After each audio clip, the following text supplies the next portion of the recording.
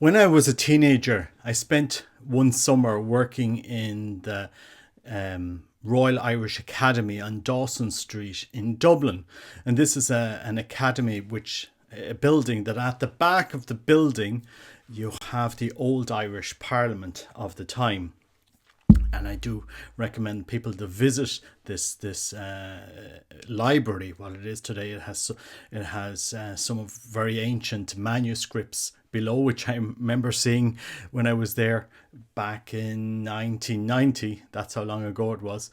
And in that museum, in the Royal Irish Academy, you have a lot of the old newspapers from the 1800s and from the 1700s, bound up in volumes, all of these old newspapers. You have a lot of satire in there, and one of the you can, if you ever go in there, you can see about all of the politics of that, during the time of Catholic emancipation, for example, and you hear about figures like Pitt. And in the British Museum in London, there is a photo, a sketch, a satire called Satan in All His Glory. Satan is all his glory, and it's Lord Lonsdale as Satan seated in triumph, his right foot resting on a sack of coals from the infernal pit. And I suppose it's just interesting when you look at some of this satirical stuff. But on this particular photo, Satan in all his glory, it's found in volume 6, in the division of political and personal satire, volume 6, number 8156.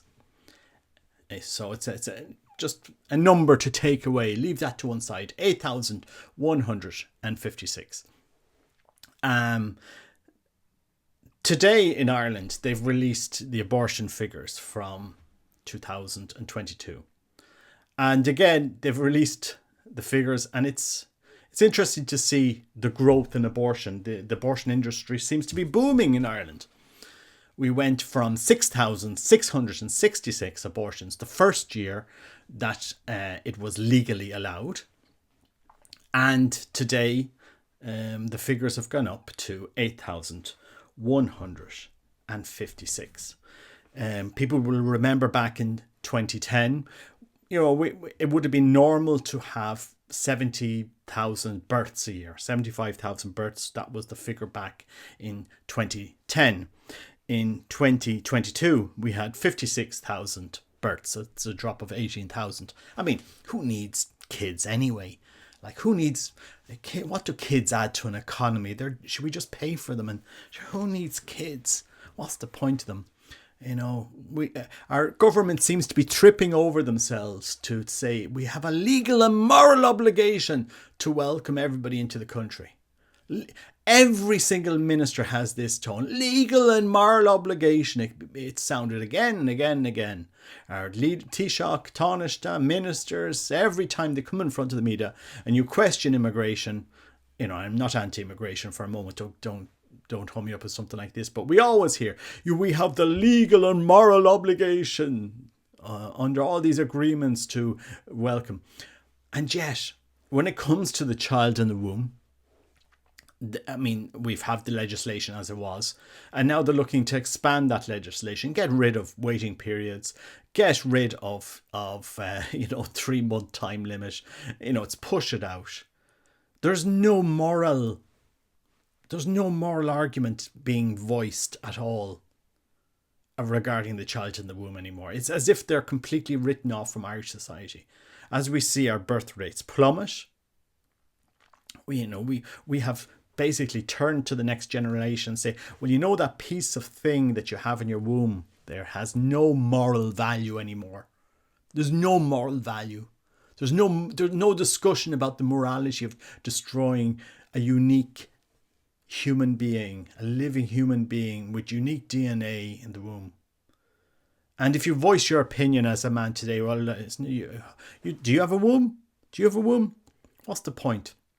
And at the same time, we see an epidemic of male suicides, of drug abuse, of gambling, and I've spoken about this on my channel, over cocaine abuse rocketing.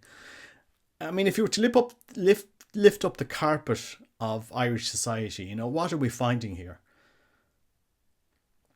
We have a legal and moral obligation to teach the next generation to value life, that actions have consequences. If we go down this route of widening abortion access in Ireland, what are we teaching the next generation? What are we teaching a world regarding the healthy use of our sexuality and the healthy nurturing a generation towards family? You know, it's so sad. It's so sad what we've done in this moment of time. But I really do think we see Satan in all his glory in Ireland at the moment. We absolutely do see Satan in all his glory. We see our country crouching to the devil in what we're doing to the unborn, in the value that the stuff that we're putting our value in. You know, you can go on and on about legal and moral obligation all you like.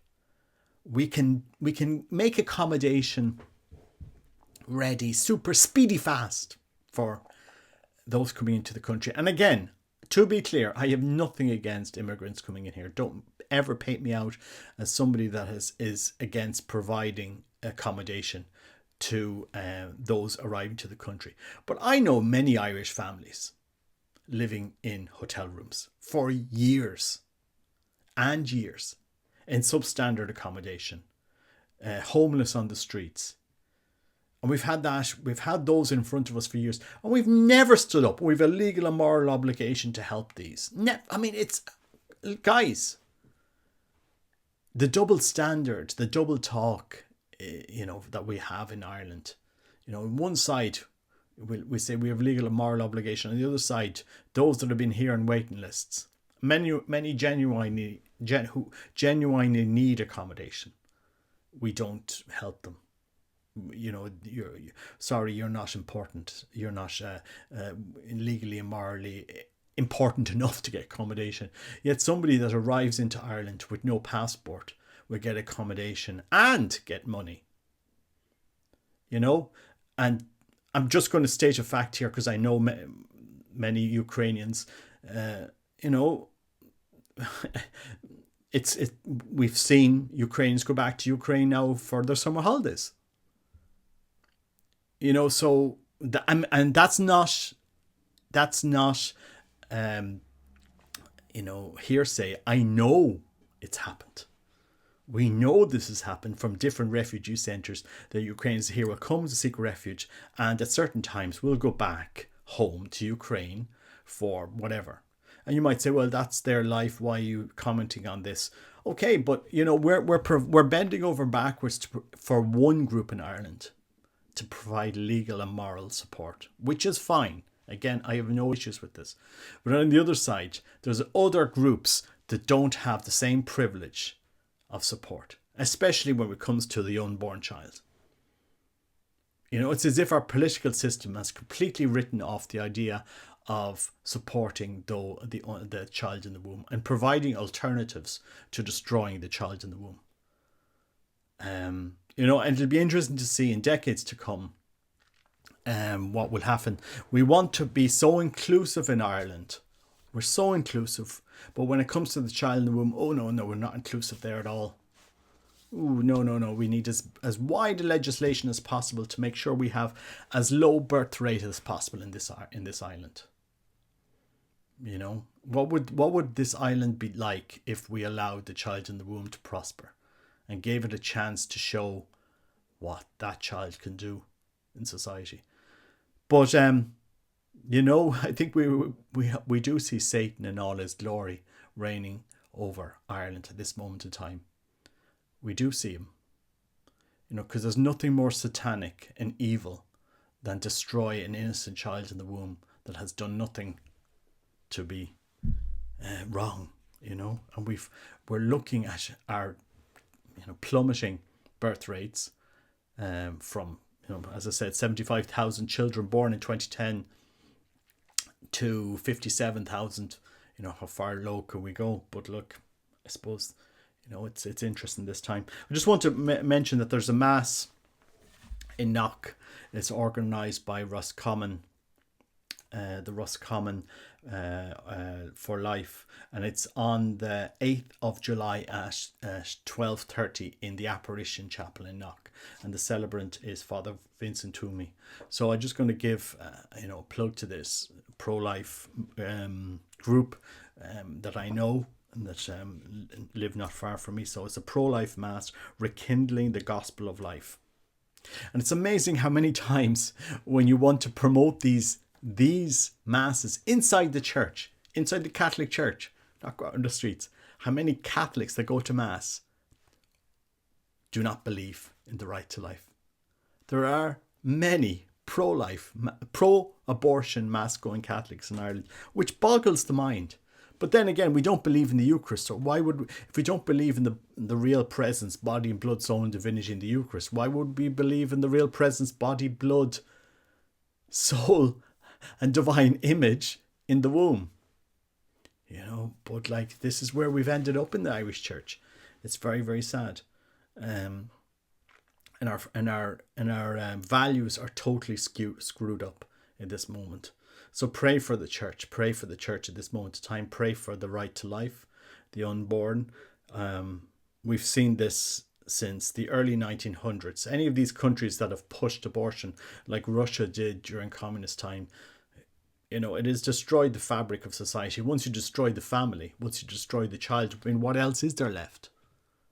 We destroy the whole fabric of our community and society. If we don't have children, what future can you hold? And it's so sad. You see so many families, that don't have siblings and cousins. I grew up in a family. My mother was one of 10. My father was one of 9. We had so many first cousins, and and you see this next generation. It's like China now is becoming, where if people are having kids, 1, 2, and it's so sad what has happened. If they even bother, because for some people, their dogs, their animals, their pets are more their children than anything else. That's we've seen a boom in that. It's very sad. We saw a lady going up to the Pope, say, "Can you bless my son?" I think mio figlio, and the Pope looked at her and she had the dog in the bag, and I don't think the Pope was very pleased. And I agree with him. Very sad. Very sad. Pray for Ireland.